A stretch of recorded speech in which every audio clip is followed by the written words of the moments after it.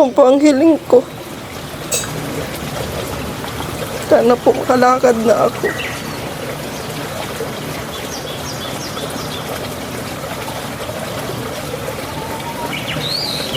Naawa ka na sa mama mo?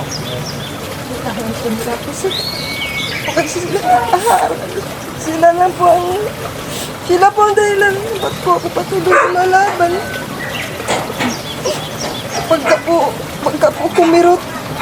Pagka po kumirot siya, minsan sinasabi ko, hindi ko na kaya. Lagi lang po sinasabi ng mga anak ko, mama, kaya mo yan, kayanin mo. Kailangan ka pa namin. Yun po yung nagpapalakas sa akin. Kaya itong totoo po, hirap na ako. Kasi grabing sakit ng likod ko. Sana po, kayo na po ang pinadalang kasagutan sa ng Panginoon, yung lagi kong hiling. Dahil nga po sa kulang sa pinansyal, kaya po hindi tuloy-tuloy yung gamutan ko.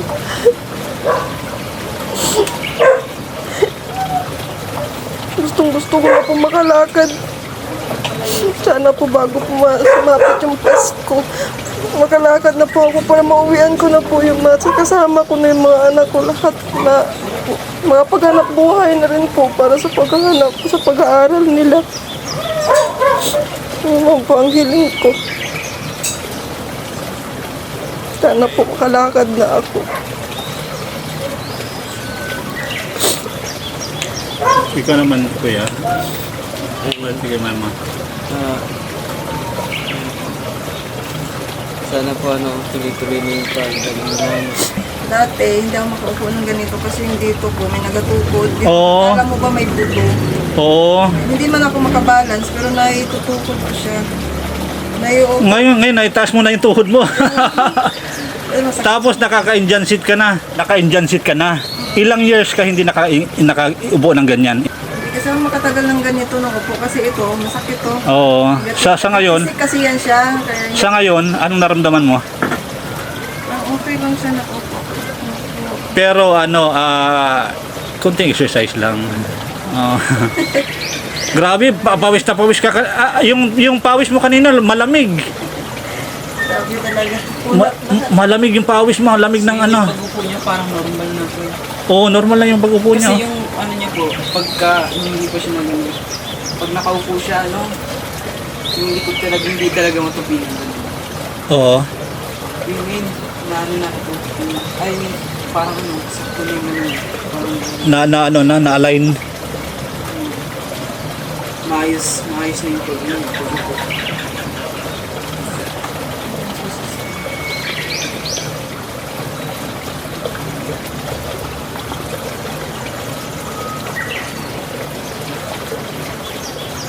Happy ka? Oo po, sobra po. Naawa na rin po ako sa asawa ko. Ang hirap kasi hindi man siya makapagtrabaho ng ayos sa malayo. Hindi din kasi ako maiwan-iwan talaga. Kasi binubuhat ako. Tsaka itong anak ko, sacrifice talaga sa pag-aaral niya, apektado. Hiling ko lang po sana makalakad na po ako sa pamamagitan niyo.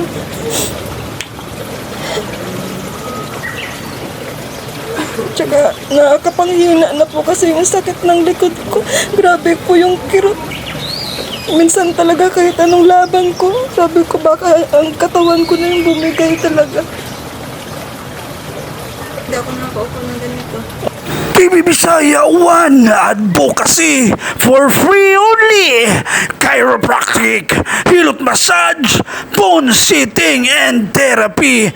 TV Bisaya One, maraming salamat po mga kababayan ko. Buligan natin baga mo sa paagi sa pag-share, sa ng video na, tapos pag-subscribe sa nga YouTube channel, sa nga FB, sa ng TikTok, kasi doon nga ginagamit para sa mga taong ginagamit na pamasahe, pangkain na, para sa pag-agto na sa mga taong magayo nga kailangan na ng bulig nga libre siya, legit libre siya, walang bayad, wala siyang bayad ang ng serbisyo. Kaya kung sino man may pagkakataon na mag-message lang din kamo, mag-comment kamo sa nga mga video nga mapapanood ninyo, mag-message kamo para malay mo kamo man matawaan it pagkakataon nga maagtunan nga kung kailangan ninyo ana nga serbisyo talaga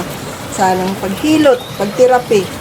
Dahil sa iyo ako tanan na sa Aklan, mga trabahoso ang tawo kaya kailangan man ninyo ro ana nga serbisyo man anang hilot para matawag nito ma-relax man baga at inyong yawas.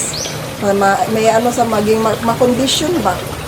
Kaya TV Bisaya 1 subscribes nyo po sa YouTube, sa Facebook, sa TikTok, and then share nyo po. Yan po, mabaho na tong bulig sa anak. Legit po siya, legit po si TV Bisaya 1. Sige po, bye-bye po.